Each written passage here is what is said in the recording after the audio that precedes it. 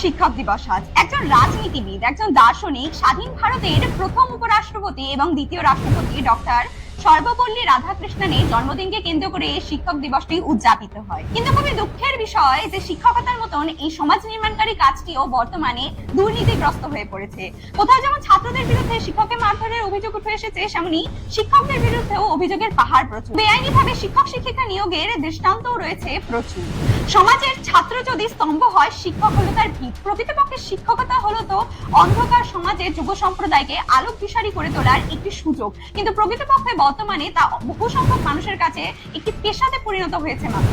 দুর্ভাগ্যবশত প্রাচীন ভারতের ঐতিহ্য নালন্দা বিশ্ববিদ্যালয়ের কোষাগারকে যেমন 3 মাস ধরে জ্বালিয়েছিল বখতিয়ার খিলজি, 3 মাস ধরে চলেছিল এর জ্ঞানের কোষাগার, ঠিক তেমনি বছরের পর বছর ধরে ভারতের জ্ঞান এবং ভবিষ্যৎকে জ্বালিয়ে যাচ্ছে এই শিক্ষকতার পেশায় জড়িয়ে যাওয়া দুর্নীতি, যদিও এর ব্যতিক্রম সর্বদাই বিরাজমান।